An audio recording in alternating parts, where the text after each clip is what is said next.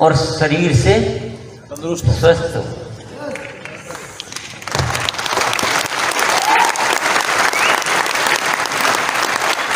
शायद आप लोग किसी रॉयल्टी टेक्निकल बनो, उससे 10 गुना इच्छा मेरी रहती है कि आप स्वस्थ हो, और उससे 10 गुना ज़्यादा इच्छा रहती है कि आप मोरल वैल्यूज से भरे हुए हो, नैतिकता आपके अंदर हो, सात्विकता हो, या जिसकी आध्यात्मिकता शब्द आपने जो यूज किया हो, वो सब कुछ होना चाहिए। ये मेरी हमेशा, और इन चीज़ों पे मैं हमेशा काम करता हुआ पाया जाऊंगा। भले ही मुझे लोग बहुत सारे टोक देते हैं कि ये सब बातों से कोई लेना देना नहीं है, तो दुनिया में तो पैसा कैसे कमाना है, कैसे लोगों को उल्लू बनाना है, वो बात बताओ आप। तो आप कितने भी कहो, लेकिन मैं मेरे प्रिंसिपल से मैं हिल नहीं सकता, क्योंकि मैं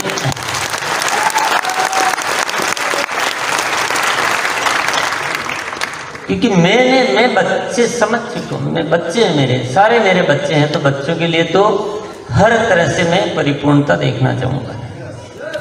अब आपको कभी अच्छी लगे कि नहीं लगे, मुझे कहना आता है कि नहीं आता है, उन सारी बातों से मतलब नहीं है। सत्य तो यही है, आप बहुत पैसे वाले बन जाओगे, शरीर स्वस्थ नहीं है, मन अच्छा नहीं है, तो मैं संतुष्ट नहीं होऊंगा, मुझे मजा भी नहीं आएगा।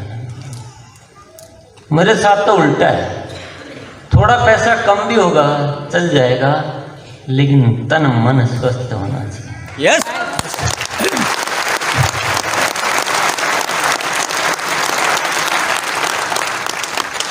ये मेरे जीवन के सिद्धांत हैं, मेरी वही तमन्नाएं रहती हैं, क्योंकि रियल खुशी कहाँ है, थोड़ा बहुत मुझे उसका आभास है कहीं, क्योंकि केवल पैसा खुशी नहीं दे सकता है।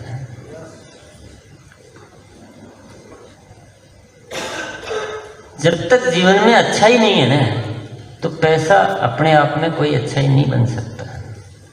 हाँ, अच्छाई के साथ पैसा है, वह बहुत अच्छा है। और मैं आप लोगों को ऐसा बनाना चाहता हूं कि आपको पैसे के लिए एक पल भी सोचना नहीं पड़े।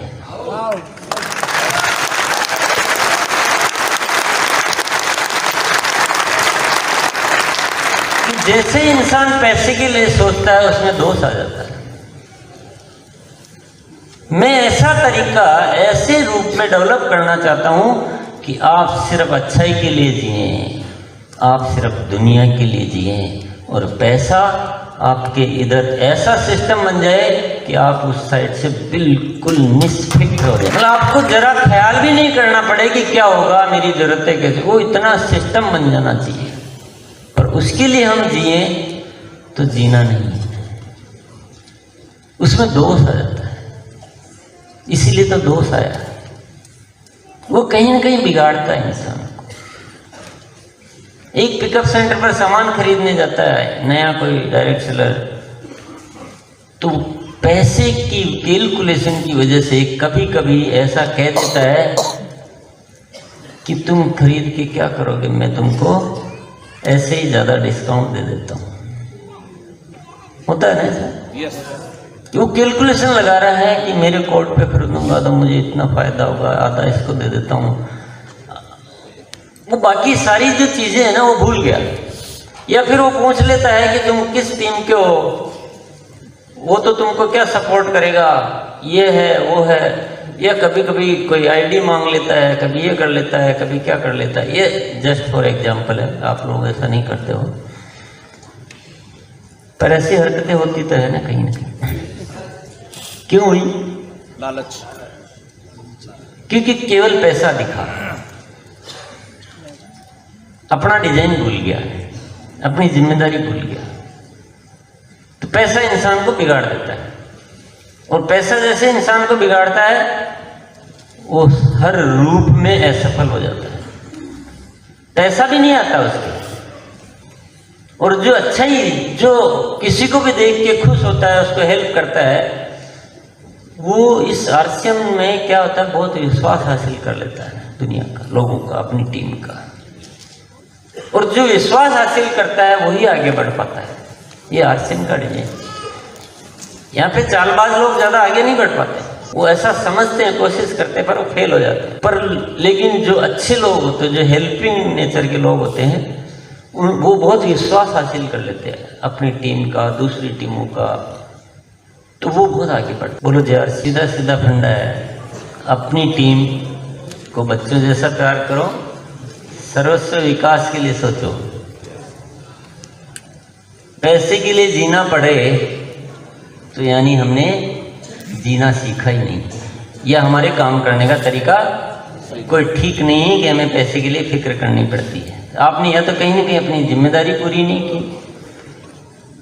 या एक्टिव नहीं है, कुछ कमी है, तो इसलिए आपको पैसे की तकलीफ महसूस हो रही। अदरवाइज आपको नहीं होना चाहिए ऐसा।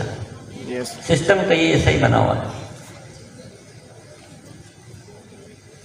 और पैसे के लिए जियोगे तो मजा तो नहीं आएगा, दुनिया के लिए जियोगे तो बहुत मजा आएगा।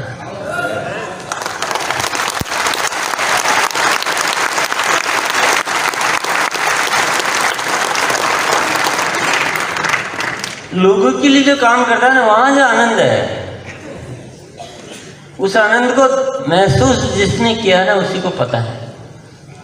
उसके सामने दुनिया की सारी दौलत फीकी हो जाती है।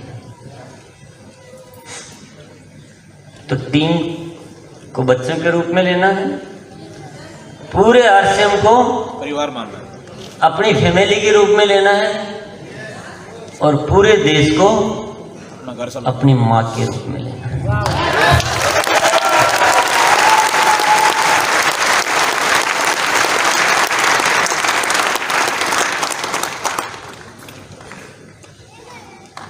कर सकते हैं? यस। या फालतू की बात है? इस बात को ज्यादा कोई सुनना नहीं चाहता है, सब फालतू समझते हैं। ये फालतू नहीं है, ये मोस्ट इंपॉर्टेंट थिंग है, जिंदगी की सबसे ज्यादा जरूरी बात है ये। और आप इस धरती पर जो आए हो ना, आप ये एटीट्यूड करके देखो, आपको आइडिया आएगा, आपको पता चलेगा कि वाह, मुझे तो अब तक पता ही नहीं था कि मैं इस धरती पर आया हूं, मेरे अंदर इतनी शक्तियां, इतना पावर है, इतना मजा भी है लाइफ में। तब पता चलेगा, क्योंकि जीवन में जब तक मकसद नहीं है ना, तब तक हम कुछ भी नहीं है, अपने आप में हमारा कोई वजूद नहीं है। पर जैसे मकसद आता है ना जिंदगी में, तो हमें अपने वजूद का पता चलता है। प्रेरणा क्या है आपकी काम करने की? वो प्रेरणा में ताकत है। अपने लिए जीना, कोई जीना है क्या है?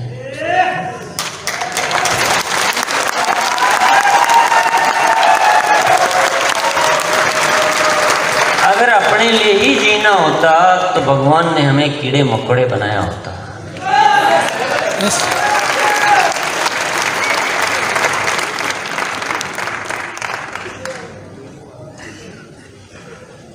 इंसान है, इसका मतलब दूसरों के लिए जीना, अपने लिए जिए तो क्या जिए, जिए तो क्या जिए, अपने लिए जिए तो क्या जिए, ए दिल तू जी जमाने के लिए।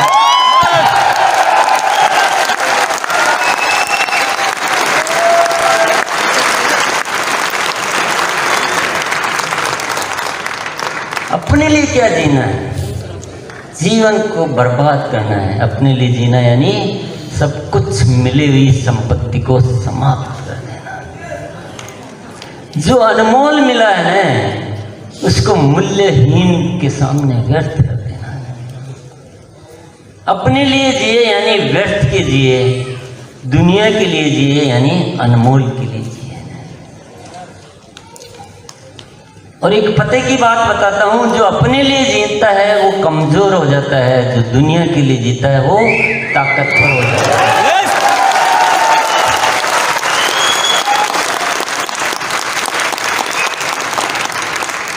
महात्मा गांधी भी सामान्य इंसान थे, वो भी पढ़ लिख कर बैरिस्टर बनते, वकील बन जाते। और ऐसे ही दुनिया में बहुत सारे जैसे हजारों लाखों वकील होते हैं, वो भी एक वकील बनकर जीते चले जाते हैं। हम में से कोई नहीं जानता उनको।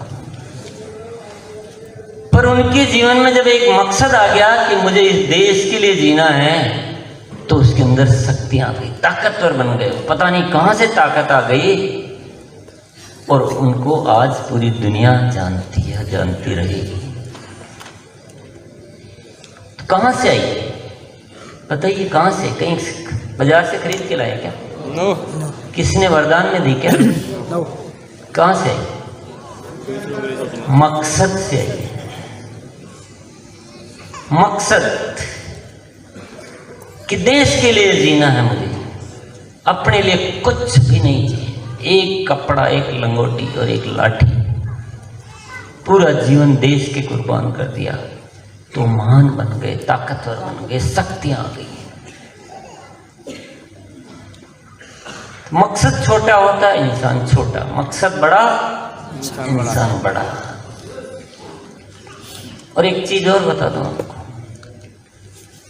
जो अपने लिए जीता है वो 2 कौड़ी का इंसान होता है, और जो दुनिया के लिए जीता है वह महान इंसान है।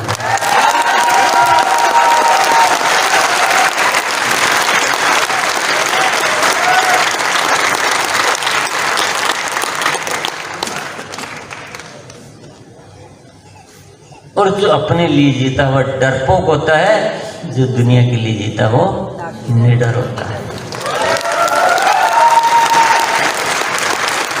अब आप सोचो आपको कैसा बनना है। आप सोचिए आपको कैसा बनना है। मैंने तो सोच लिया, क्योंकि सबको अपना अपना सोचना है। मेरे जीवन में भी जब मकसद नहीं था तो मैं कुछ भी नहीं था, मुझे कुछ नहीं आता था, मेरे से कुछ होता भी नहीं था, न कुछ आता भी नहीं था, न कुछ बोलना आता था, न कुछ लिखना आता था, न कुछ और आता था।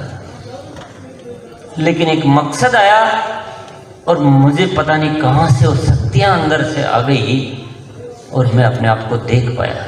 मुझे अपने आप को पहचानने में आश्चर्य होता है कि मैं वही हूं जो पहले था। लोगों को तो होता ही, पर मुझे खुद को भी होता है। पर मुझे बात समझ में आई कि ताकत मेरे में नहीं है, ताकत मेरे मकसद में है। यस।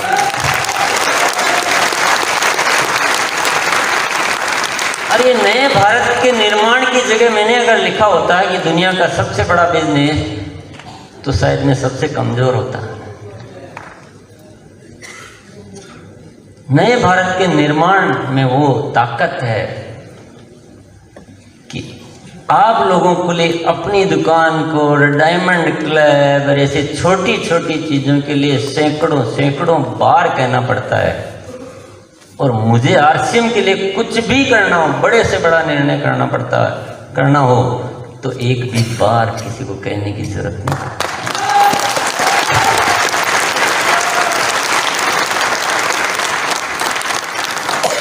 न मैं किसी मीटिंग में न जाता हूँ, न किसी सेमिनार में जाता हूँ, न मुझे किसी को याद दिलाने की जरूरत होती है। मुझे मेरे कर्तव्य अच्छी तरह से पता होते हैं, क्योंकि मुझे नए भारत का निर्माण करना है।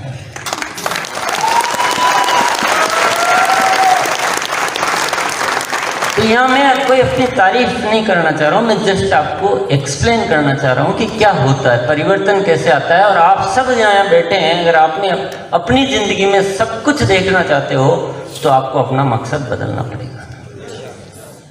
जो आपसे अभी नहीं हो रहा है, मैं गारंटी करता हूँ, मैं लिख के देता हूँ, आप अपना मकसद चेंज करो। जो आपको जिस चीज से डर लगता है ना, उससे सैकड़ों गुना पावरफुल चीजें आप खुद कर पाओगे। मकसद होना चाहिए।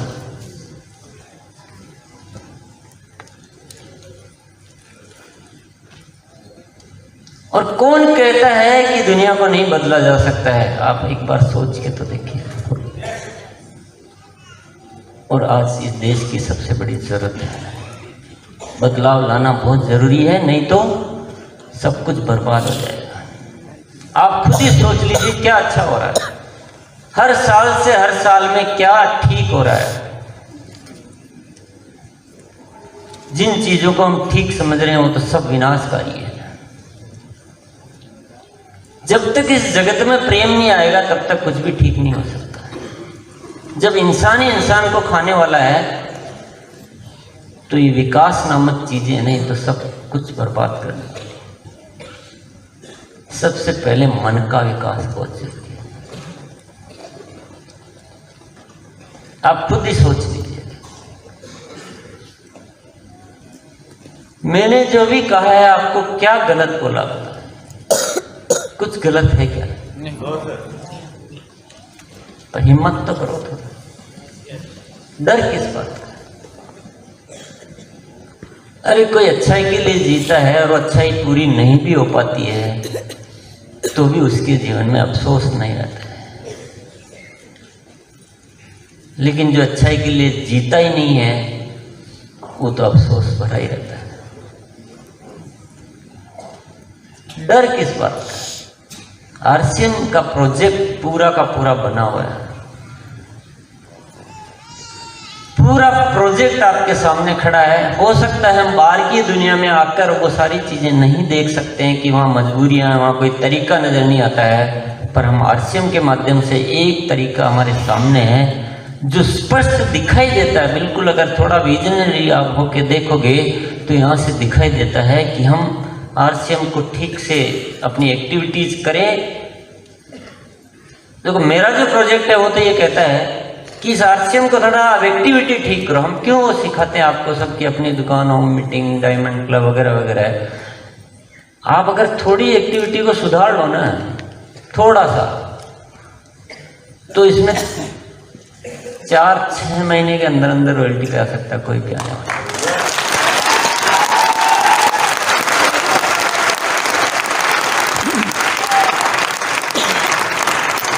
कहीं कुछ गड़बड़ करना नहीं, कोई देश का कोई नुकसान नहीं करना, किसी पब्लिक को परेशान नहीं करना, कोई टैक्स की चोरी नहीं, कुछ नहीं करना। सब कुछ केवल प्रोडक्ट यूज करने का रास्ता बदलना है, प्रोडक्ट को समझना है, प्रोडक्ट से, आरसीएम से, प्रोडक्ट से लोगों से प्रेम करना है, प्रोडक्ट को बताने की कला, वो मकसद आएगा तो सब कुछ आ जाएगा। कि पर्पज पे फर्क पड़ता है ना। पर्पज है कि 1000 रुपये का बेच दूं तो कला नहीं आती। पर्पज होता है कि ये करके मैं इस देश का निर्माण करना है तो सब कुछ आ जाता है। तो आप एक्टिविटीज ये ठीक से करो, लोगों को एक्टिव करते रहो, जो भी आते हैं उनको प्रोडक्ट का समझा दो, तो ये अपने आप ही 4-6 महीने में रॉयल्टी आती है। क्योंकि नेटवर्क में ताकत होती है, वो नेट एक से आगे चलता है। और साल भर भी मान लो कि साल भर भी में जिस दिन हमें एश्योरेंस ले आएंगे कि आरसीएम में जो भी आता है 1 साल में रॉयल्टी पर आ जाता है, उस दिन पूरी दुनिया आपके साथ आएगी।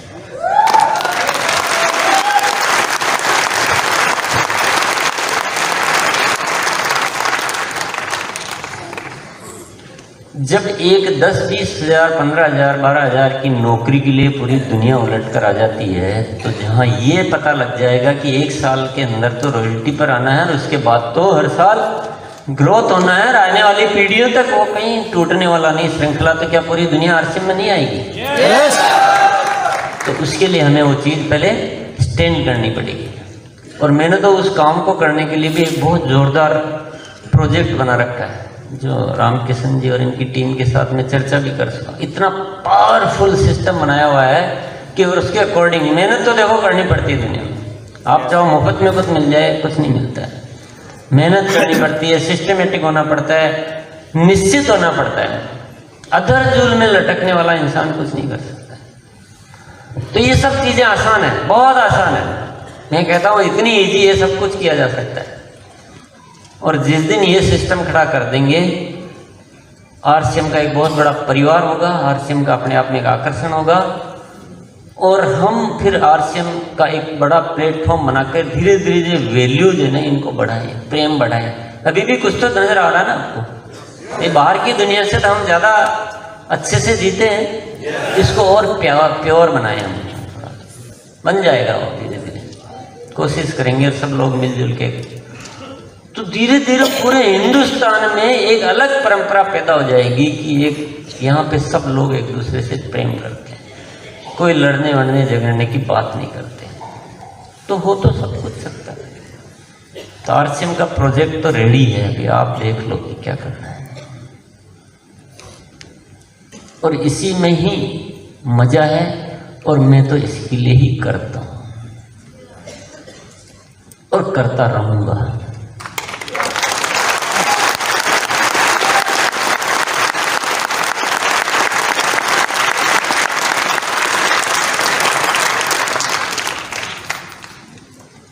देखो, व्यापार तो कोई इंसान कैसे भी कर सकता है ना। पैसे कमाने के बहुत तरीके होते हैं, और आप लोग ये बहुत अच्छी तरह समझते होंगे। और समझ लेना कि जिस कंपनी के पास इतना बड़ा इंफ्रास्ट्रक्चर और ऐसे ऐसे प्रोडक्ट बनाने की जिसके पास स्ट्रेंथ होती है, वो पैसे कमाने के लिए आपके दरवाजे पे नहीं आएगी कभी भी। इस बात को ठीक से आप एनालिसिस कर लेना।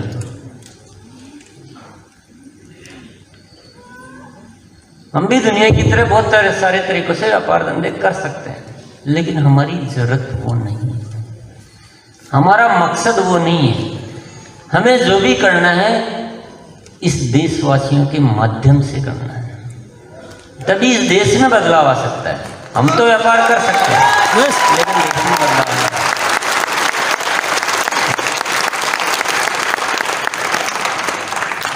हमारी कमाई वो नहीं है, हमारी कमाई ये है, हमारे टारगेट ये है। हमारा टारगेट टर्नओवर नहीं है, हमारा टारगेट इनकम नहीं है, हमारा टारगेट है इस देश की जनता को परमात्मा की बनाई हुई डिजाइन में ओरिजिनल स्वरूप में कैसे लाना।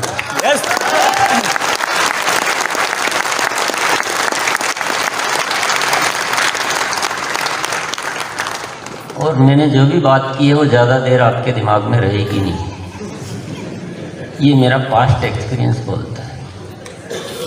लोग जब बैठे होते हैं तो उनको बड़ा अच्छा लगता है, आपको भी बहुत अच्छा लग रहा होगा।